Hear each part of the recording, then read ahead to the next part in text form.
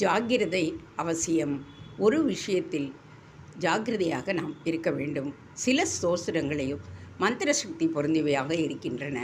ரொம்பவும் வீரியவத்தாக லலிதா சகஸ்ரநாமம், லலிதா திரிசதி, திருமுருகாற்றுப்படை போன்றவை சில உள்ளன.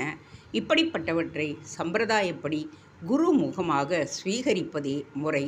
ஒரு பெரியவரிடம் போய் இவற்றை 3 தடவையாவது அல்லது ஒரு தடவையாவது அவர் சொல்ல கேட்டு அதன் பின்பு நாமமாக பாராயணம் பண்ண வேண்டும். லலிதா திரிசதி சமாச்சாரத்தில் மற்றொன்றும் உண்டு.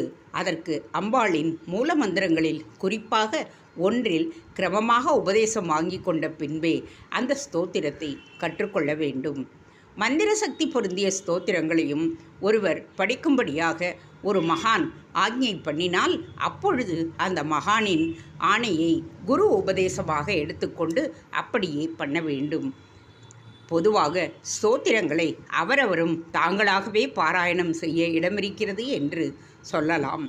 அப்படித்தான் வீட்டுக்கு வீடு ஒரு சின்ன பூஜையும் பொதுப்படையாக ஒரு குரு தியானம் சொல்லிவிட்டு அவரவரே ஆரம்பித்தும் பூஜிக்கலாம். மந்திர தந்திரங்களாக கலக்காத பூஜையாக அது இருக்க வேண்டும். மந்திர தந்திர சம்பந்தமாக அவற்றில் கொஞ்சம் வந்தாலும் விதிவத்தான குருமுக உபதேசம் என்பது கண்டிப்பாக இருந்தே ஆக வேண்டும். அப்படி இல்லாத சின்ன பூஜை கூட ஒரு பெரியவர், அதாவது வீட்டு சாஸ்திரி மாதிரி ஒருவர் எடுத்து வைத்து அவர் குரு நாம் சிஷ்யர் என்ற பாவத்துடன் செய்ய ஆரம்பித்தால் அதுவும் நல்லதுதான். 2 தினசாக நாம் இதை சொல்லலாம்.